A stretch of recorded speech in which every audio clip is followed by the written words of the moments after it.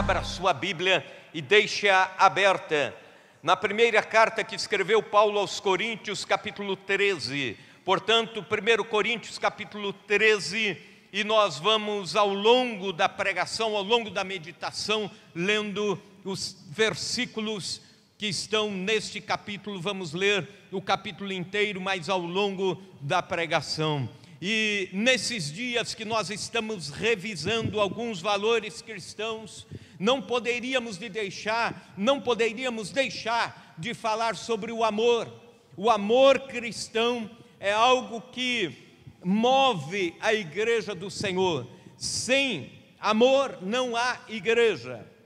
Então toda a expressão de amor de Deus pelo ser humano está em Cristo Jesus, que se entregou por nós. E aí Deus diz, da mesma forma com que Cristo foi entregue para nós e nos salvar, nós devemos amar os nossos irmãos, na mesma proporção que fomos amados, devemos amar. Mas o que é o amor? O amor não é uma emoção, o amor não é um sentimento romântico, platônico, que você possa dizer, estou sentindo amor, ou agora não estou mais sentindo amor. Amor não é atração irresistível, amor não é caridade.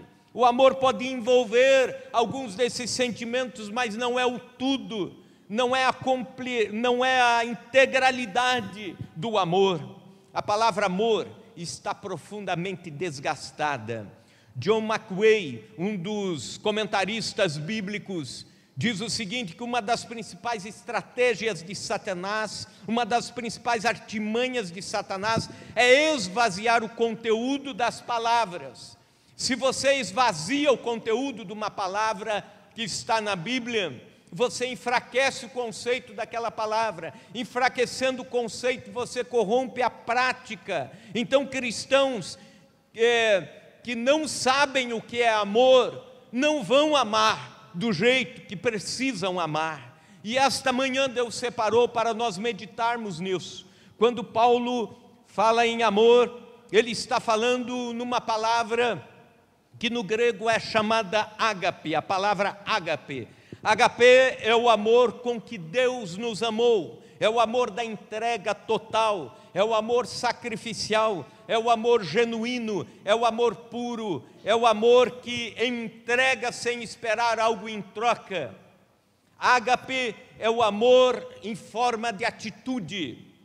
Ágape é o amor que não é sentimento, mas é decisão. Você decide amar. Você não sente que vai amar ou não, mas decide amar.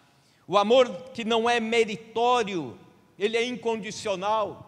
Você ama mesmo sem esperar o amor em troca disso. E o texto de 1 Coríntios é a resposta de Paulo a uma igreja que deixou de amar, ou que talvez nunca tenha amado. A igreja de Corinto, a igreja que provou a ausência do amor. E a ausência do amor leva uma comunidade a divisões e facções. Eu quero olhar o texto com você em etapas. E vamos para a primeira etapa, dos versículos 1 indo até o 3. Vamos ver o que é uma igreja sem amor. Veja comigo, ainda que eu fale as línguas dos homens e dos anjos, e se não tiver amor, serei como o bronze que sou, ou como o símbolo que retine.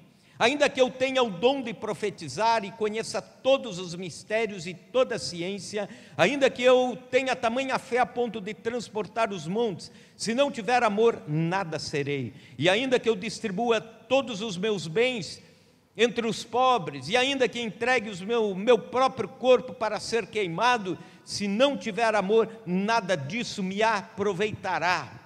O que é um cristão sem amor? O que é uma igreja sem amor? O que é uma comunidade sem amor? O que é uma família sem amor? Pois bem, primeira comparação que Paulo usa diz respeito à falta de amor que nos transforma em pessoas inconvenientes.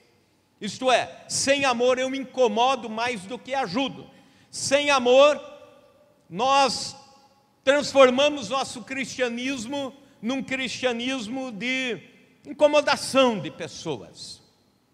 Em Corinto haviam adoradores de dois deuses: Dionísio, deus da natureza, um deus grego, e a deusa Cibele, deusa dos animais selvagens.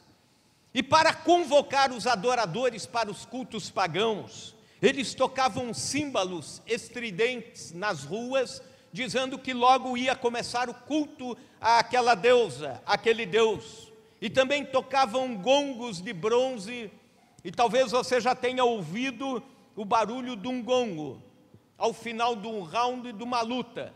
Pois bem, mas imagine alguns daqueles gongos soando pela cidade. Eles não têm sonoridade, e os sons vão se tornando incômodos, desafinados.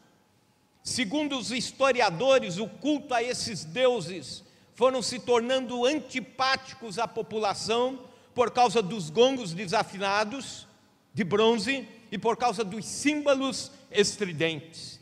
E Paulo está dizendo exatamente aos habitantes desta cidade, a esta igreja, que sem amor o nosso cristianismo vira um cristianismo assim, de bronze ressoando e símbolos ressoando. Sem amor a pregação é mera oratória, sem amor o louvor é mera cantoria, sem amor a assistência é apenas filantropia, sem amor o evangelismo é proselitismo. A ausência do amor perturba. Sabe por que as pessoas estão tão afastadas da religião? Sabe por que as igrejas estão em decadência? Sabe por que há uma dificuldade até para os evangélicos evangelizarem? Porque as pessoas estão desgastadas com a religião das teorias e dos discursos e de pouca prática. Segundo lugar, sem amor, eu nada sou. Versículo 2, ainda que eu tenha o dom de profetizar, conheça todos os mistérios e toda a ciência, isto é, ainda que eu seja completo na minha espiritualidade, na minha intelectualidade, ainda que eu tenha tamanha fé a ponto de transportar os montes, se não tiver amor, nada serei. A ausência do amor desqualifica qualquer precioso dom que eu tiver. Eu posso ter algum outro dom precioso, mas sem o amor, para nada aquele outro dom vale. Seja dom de operação, seja dom sobrenatural, seja dom de serviço, seja dom ministerial. Se eu tiver algum dom e não usá-lo em amor, esse dom se tornou desqualificado diante de Deus. A presença do amor, ao contrário, autentica, dá o alvará, legitima qualquer dom. Tudo que você faz com amor é bem feito. Tudo que faz com a motivação do amor ao próximo, com isso você está somando no reino de Deus, está angariando, digamos assim, está edificando no reino de Deus. Coisas grandiosas feitas sem amor são inválidas. Pequenas coisas feitas com amor são extremamente valiosas. É mais ou menos como uma construção. Você pode ter os melhores blocos, os melhores tijolos, mas se não tiver o cimento, essa construção não para em pé. E quando lemos as epístolas de Paulo, não só esse capítulo, mas todas as outras epístolas, nós vemos uma chamada muito forte ao amor cristão, o amor entre a igreja, o amor entre os irmãos, como que se fosse o cimento nesta construção. E as coisas só param verdadeiramente em pé quando há esse cimento que liga, é o amor cristão. Mas também sem amor eu nada ganho, versículo 3, e ainda que eu distribua todos os meus bens entre os pobres, e ainda que entregue o meu próprio corpo para ser queimado, se não tiver amor, nada disso me aproveitará. Sem a motivação certa, sem o sacrifício, sem o amor, a maior das motivações, o sacrifício se perde. Até os mártires da fé que deram as suas vidas pelo Evangelho, se não fosse pela motivação do amor, nada disso seria aproveitado.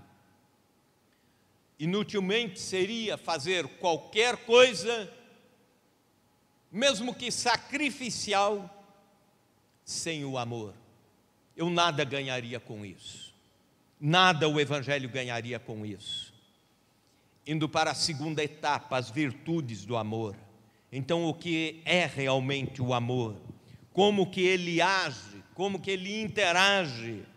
Vamos lá, em primeiro lugar, o amor é paciente, versículo 4.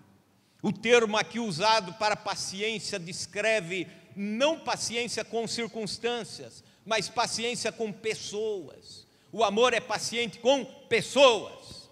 Em toda a igreja nós temos sempre o crente chato. E para aguentar o crente chato você precisa ter paciência. Tem que ter paciência.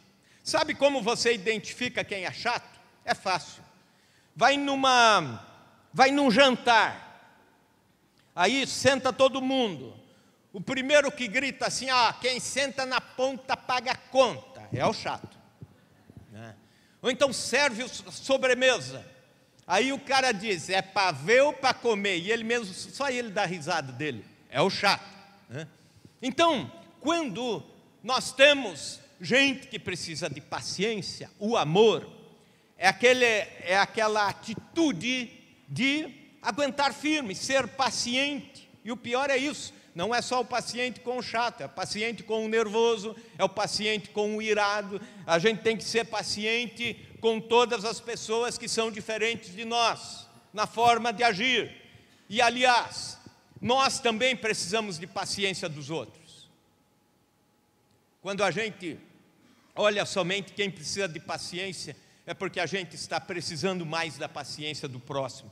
Então, nesse jogo de dar paciência em nome do amor, é que a igreja vai caminhando, a igreja vai indo, e todos são preciosos para a glória de Jesus. Aleluia! Cada vez que nos deparamos com uma sociedade estressada, olhamos as pessoas e elas parecem muito com barris de pólvoras. Pessoas brigando no trânsito, pessoas discutindo por causa de pequenas coisas, pequenos valores, casais brigando e se separando, alunos batendo em professoras. Estamos vendo uma sociedade sem amor. Se o amor é paciente, nós estamos numa sociedade impaciente. E aí, mais do que nunca, a igreja precisa do amor para mostrar à sociedade que nós temos o antídoto, temos o remédio para esta sociedade adoentada. O amor tem a capacidade de suportar hostilidades, suportar afrontas. Segundo lugar, o amor é benigno, ainda no versículo 4. O amor é paciente, é benigno. Isso é, ele reage com bondade para quem maltrata. Na igreja de Corinto não havia muita bondade entre os crentes.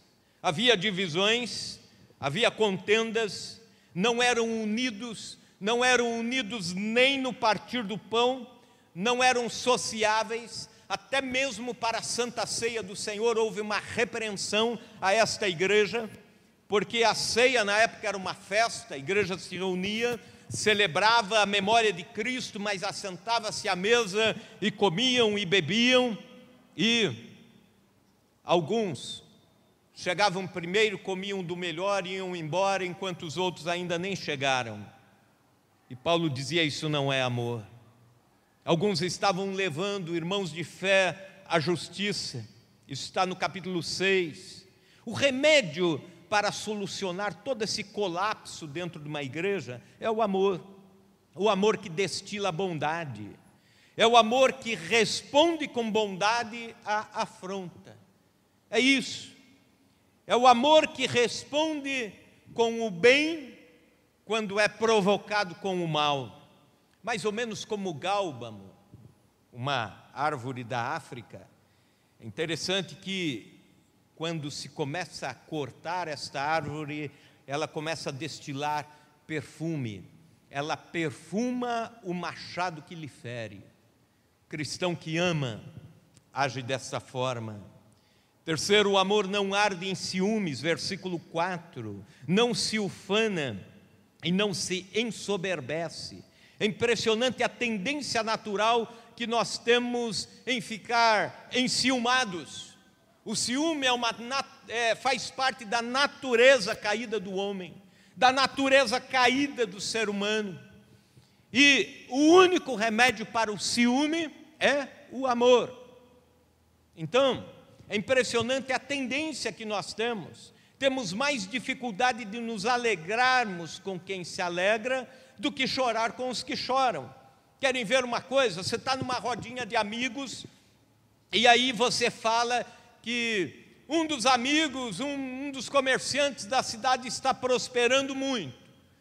Vai ter alguém nessa rodinha que vai dizer: sei não, não quero falar nada não, mas acho que para enriquecer rápido desse jeito está mexendo com coisa errada.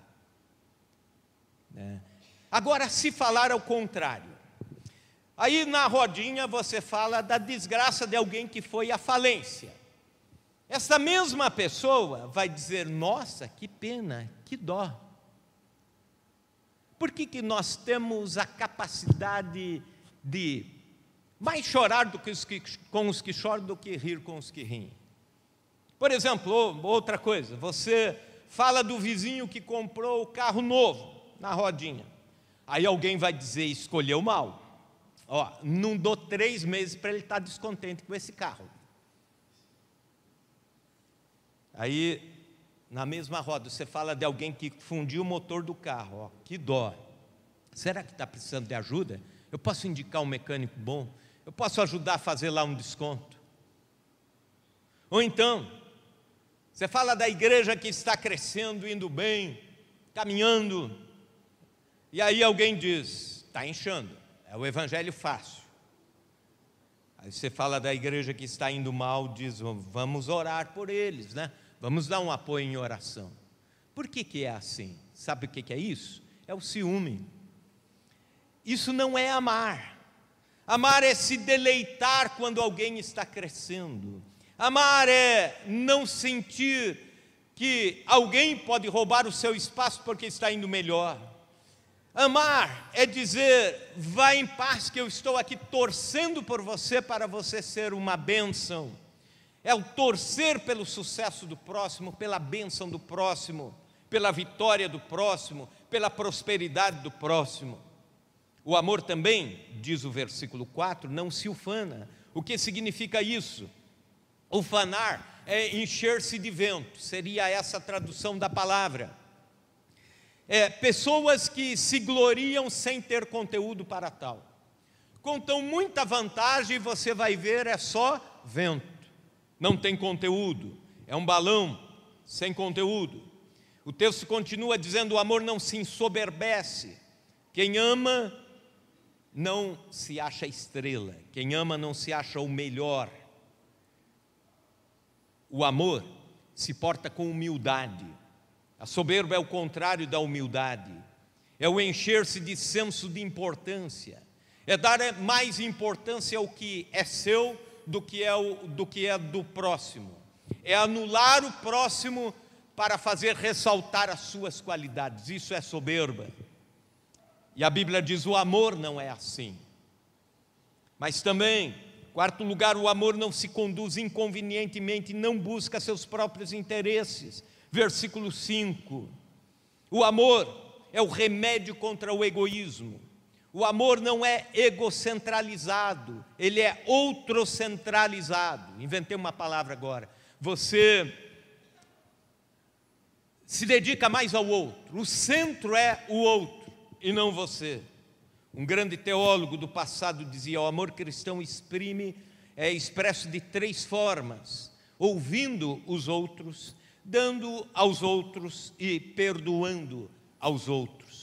Quando você faz isso, você tem uma grande chance de estar vivendo, valorizando mais o próximo do que você mesmo. Quem ama não vive para si. E é interessante que quando você não vive para si, você se doa. você vai ver que Deus vai levantar pessoas que se doam por você também. Aleluia. Ame intensamente e você também será amado intensamente. Se entregue intensamente. Deus levanta pessoas para se entregarem por você. Por que famílias se desintegram? Porque cada um defende o seu ponto de vista. Cada um defende o seu dinheiro. Cada um defende os seus direitos. E aí a família, ao invés de ser um ninho de amor, passa a ser um espaço burocrático. Por que que igrejas se faccionam? Porque cada um defende o seu ministério, cada um defende o seu espaço, cada um defende o seu status, cada um defende aquilo que faz, cada um defende o seu ponto de vista. O que é isso? É a defesa daquilo que é próprio. Nós devemos uns defender o que é dos outros e andarmos irmanados na causa de Deus. Por que essa sociedade está fundada num caos social advindo da corrupção? É porque cada um defende o seu partido, cada um defende os seus interesses, cada um defende a sua segurança, cada um defende a sua riqueza, cada um defende o seu espaço. Uma sociedade sem amor. Quinto, o amor não se exaspera e não se ressente do mal. E aqui existem dois polos: o exasperar e o se ressentir do mal. Eu vou explicar. O exasperar é ser truculento. O amor não é truculento. Sabe aquela pessoa brava, nervosa, que tem resposta para todas as coisas, que tem acusação para todas as pessoas, que tem julgamento para todas as circunstâncias e vai passando o trator em cima dos outros? Esse é o truculento. É o que se exaspera. E a Bíblia diz: o amor não é assim. Mas também o amor não é o melindroso. O que é o melindroso? O que se ressente do mal. Se na ira as pessoas ofendem frontalmente umas às outras, nos melindres, uma pessoa só se diz ofendida e aí sai silenciosamente, mas depois começa a inculpar o mal e a culpa em cima de outras pessoas. Sabe aquela pessoa que abaixa a cabeça, reclama, chora, mas está sempre reclamando de um, está sempre jogando este contra este, aquele contra aquele outro, e está sempre armando esse circuito de oposições, de aliações, de alianças e tudo mais, sempre usando os seus melindres, sempre dizendo: coitadinho de mim. É a síndrome do coitadismo. É o amor. Não é o amor, é o melindre, é o que se ressente do mal. Isso me faz lembrar de um aniversário de uma igreja, e o pastor lá me contou. Fizeram um aniversário e foi uma festa gostosa, né? Veio coral de outra igreja, veio grupo de louvor de outra, veio pregador de fora. Naquela festa, os diáconos trabalhando intensamente, e aquela alegria, aquele domingo festivo, depois do culto bolo. Mas, na hora dos agradecimentos finais, o pastor da igreja agradeceu o preletor que veio para pregar, agradeceu os diáconos que trabalharam, agradeceu o coral que veio para brilhantar o evento, agradeceu todas as pessoas envolvidas e esqueceu de agradecer a irmã que fez o bolo. E aí a coisa ficou complicada. Terminou o culto, ela já fez a rodinha em volta dela. Olha como eu sou desprezada. Olha, isso foi proposital, né? Olha que coisa. Olha como eu sou desprezada. Acho que o pastor tem alguma coisa contra mim. Acho que a igreja tem alguma coisa contra mim. Acho que Deus tem alguma coisa contra mim, que esqueceu o bolo. Foi um esquecimento. Sabe aquele esquecimento que acontece e não tem como corrigir? A gente pode depois corrigir em outro momento, mas daí já estava formado aquele circo, né, em volta das lágrimas da irmã que foi esquecida porque não foi agradecido o bolo. O amor não se ressente, ele tem outras atitudes, ele compreende. Poxa, foi esquecimento mesmo, né? Mas legal, que bom que o meu bolo abençoou a igreja, que bom que todos gostaram do bolo que eu fiz. Isso é o melhor agradecimento. Isso é amor, isso seria atitude de amor. Mas também, em sexto lugar, veja comigo o versículo 6. Não se alegra com a injustiça, mas regozija-se com a verdade. O amor não se alegra com a injustiça. Isto é, na igreja de Corinto havia injustiças afloradas. Houve um rapaz que possuiu a própria madrasta. Isso causou um choque na igreja, e imagino como tenha sido na família. E, segundo o que Paulo escreve, alguns irmãos, e se você ler os capítulos anteriores, lá capítulo 5, 6, você vai ver essas situações lá. Segundo ele escreve, dá-se a entender que irmãos da igreja ainda ficavam rindo da situação moralmente trágica, e que virou piada entre as pessoas da comunidade. Houve um irmão levando outro irmão à justiça, e isso ficou assim, por isso mesmo, como se a igreja não pudesse mediar situações assim.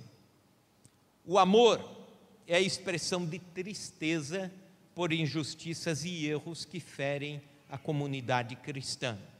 Quem ama não se entristece com pessoas, mas com circunstâncias de injustiça, com erros de injustiça. E o amor regozija-se com a verdade. Então, sempre quando a verdade vem à tona, sempre quando a verdade sobressai, aqueles que amam ficam felizes. Em sétimo lugar, versículo 7, o amor tudo sofre, tudo crê, tudo espera, tudo suporta.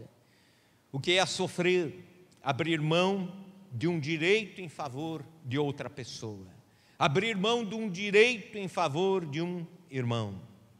O que é o crer? O amor tudo crê. O que é isso? É o otimismo com relação às pessoas. Eu creio na restauração desse irmão.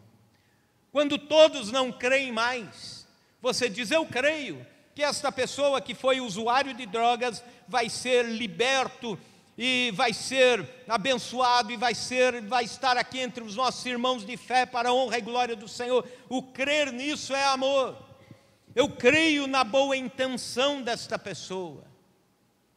Sabe quando você deixa de crer em pessoas e vai fechando o coração e diz assim: eu não acredito mais em ninguém, eu não acredito mais em pessoas. Sabe aquela noiva que é deixada faltando 15 dias para o casamento, está tudo pronto, e ela diz assim: agora eu não acredito mais em homem nenhum. Ela coloca tudo num pacote só assim, né? E amarra e desacredita. Sabe, tem crentes assim na igreja, que não acreditam mais em possibilidades de Deus restaurar o irmão faltoso, de Deus restaurar aquele que já pecou 10 vezes, 15 vezes, mas ainda continua precisando da graça de Deus, carecendo da misericórdia de Deus. Mas quando você diz: eu creio, eu acredito, você está amando. Nós ainda temos que crer em pessoas, amém? João 13, versículo 1, a exemplo de Cristo, quando é muito forte isso, João dizendo de Jesus: e tendo-os amado, falando do amor de Jesus pelos apóstolos, pelos discípulos, e tendo-os amado, amou-os até o fim. Até quanto você ama uma pessoa? Nós temos que amar até o fim, até a última consequência. O amor tudo espera, diz o texto. O amor semeia esperanças. O amor semeia possibilidades. O amor tudo suporta. E aqui aparece uma palavra no grego que suportar é uma palavra que vem do meio militar, assim como tantas outras palavras que Paulo usa nas epístolas. Algumas delas vêm do meio jurídico de Roma, algumas delas ele usa do meio militar, algumas delas ele usa do meio esportista. E Paulo então escreve usando palavras assim que, quando traduzimos do grego para o português, elas perdem um pouco do sentido original da sua história. Mas a palavra suportar, quando diz o amor tudo suporta, entenda isso. Essa palavra vem de quando um prisioneiro de guerra era levado como refém de guerra. E ele tinha que delatar seus generais, ele tinha que delatar as suas milícias, as estratégias. Então o exército inimigo pegava, levava-o para uma câmara de tortura, levava-o para o quartel inimigo, lá o prendia e começava a tortura para que ele delatasse, a tortura para que ele falasse. E a palavra suportar, uponemen, quer dizer aguentar firme, nem que tenha que morrer. Então a ideia desses militares era: se eu for preso, eu não abro a boca, eu vou até o fim, nem que me matem. É o trato, é o pacto. E Paulo termina dizendo isso: o amor tudo suporta, ele vai até o fim. E se necessário for morrer pelo amor, morre-se pelo amor. Se necessário for dar a vida, dá-se a vida, mas não se deixa de amar. E aí, dos versículos 8 ao 13, ele termina dizendo: até quando vai o amor? O amor é eterno.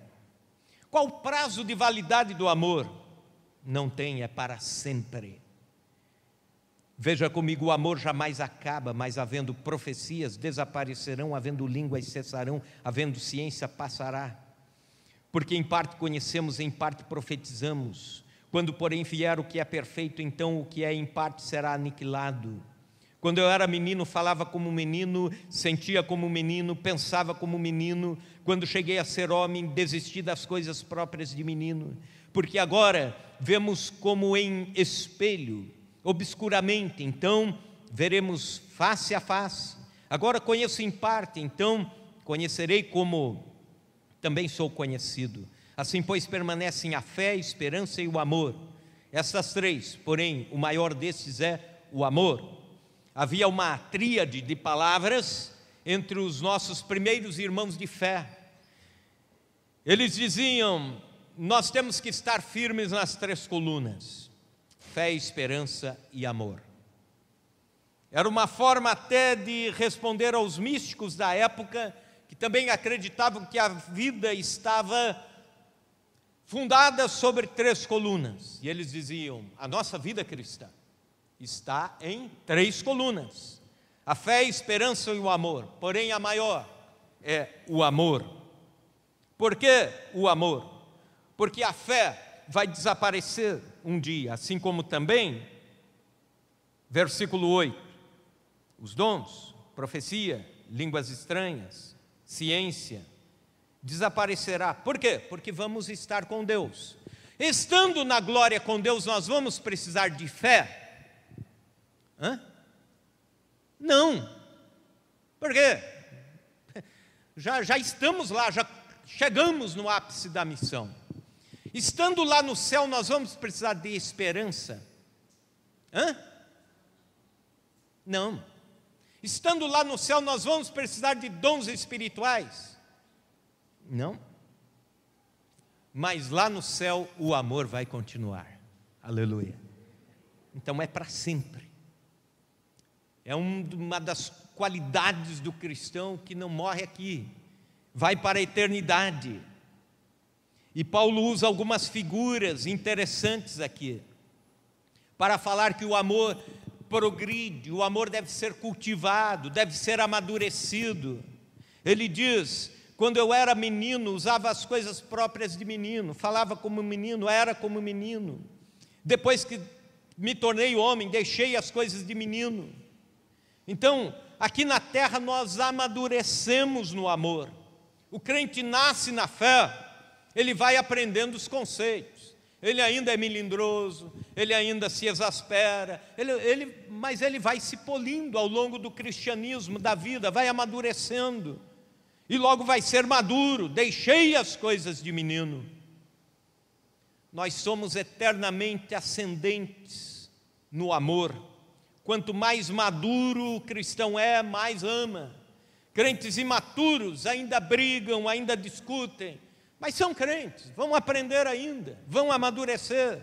Um dia vão amadurecer. Ele usa a segunda figura, a figura do espelho. Os espelhos não eram tão nítidos naquela época. Eram uma placa de prata que era muito bem polida, mas apesar de muito bem polida, a imagem ainda ficava meio ofuscada. Se alguém se colocasse frente ao espelho, aquele espelho não refletiria exatamente igual à imagem como hoje os nossos espelhos o fazem. Alex Carrel, sociólogo, diz o seguinte em seu livro O Homem, esse Desconhecido. Ele diz que nós não nos conhecemos. O homem é capaz de ir ao espaço, é capaz de pisar na lua, é capaz de encontrar o remédio para as enfermidades mais terríveis, é capaz de encontrar as soluções para os problemas na cibernética, na ciência, na eletrônica, mas todavia continua um ilustre desconhecido a respeito de si mesmo. E ele fala isso com razão. E Paulo está dizendo, nós, por mais que amemos, ainda não conhecemos o amor na integralidade e não conhecemos nem a nós mesmos. Quando não conhecemos a nós mesmos, também não conseguimos amar tão intensamente como poderíamos amar. Mas um dia, por causa do amor de Jesus que veio e morreu por nós, nós estaremos com Ele face a face. Então não será mais o espelho, mas nós conheceremos Jesus face a face, aquele que nos amou intensamente a ponto de entregar a sua vida por nós. E eu creio que uma das histórias mais lindas dos céus vai ser Jesus contando como foi o seu amor por mim e por você. Uma das histórias mais lindas no céu vai ser a história do Cordeiro que é dado para a redenção dos povos, das nações, para que nós um dia pudéssemos estar com Ele na glória. E nós vamos então vê-lo face a face, e aí o mistério é desvendado. Quando a gente conhece Jesus face a face, a gente conhece a nós mesmos face a face. A gente conhece inteiramente. Se conhecer inteiramente a Jesus, nós acabamos por nos conhecer inteiramente. E é isso que ele está falando, do espelho e de conhecer a Jesus inteiramente. O amor é para sempre e o amor é até para o céu. Amém? Fique em pé na presença do Senhor.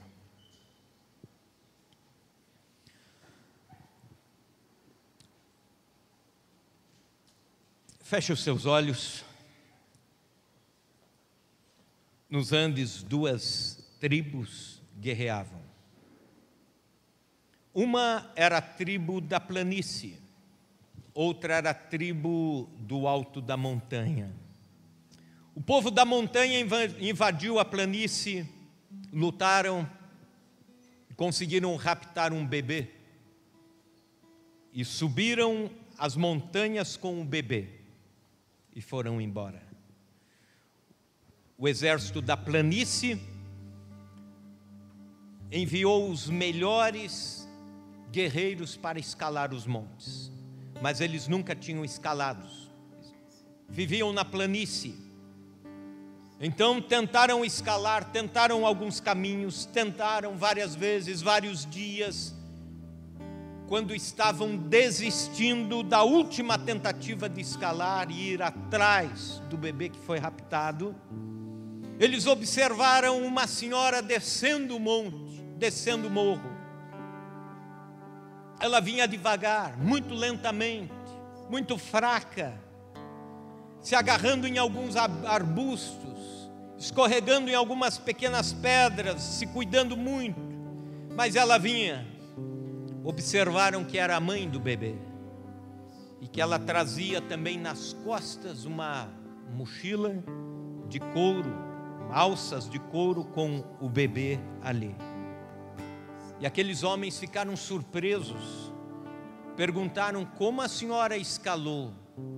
Nós, que somos guerreiros, não conseguimos escalar e ir. E aquela senhora respondeu: é porque o bebê não era de vocês. Ela conseguiu, porque o bebê era dela.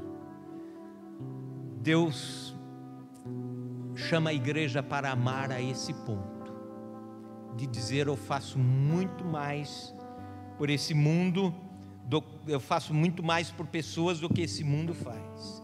E quando a igreja ama, ela vai. Quando a igreja ama, ela descobre caminhos. Quando a igreja ama, ela resgata os feridos. Quando ela ama, ela resgata pessoas das trevas. Precisamos amar.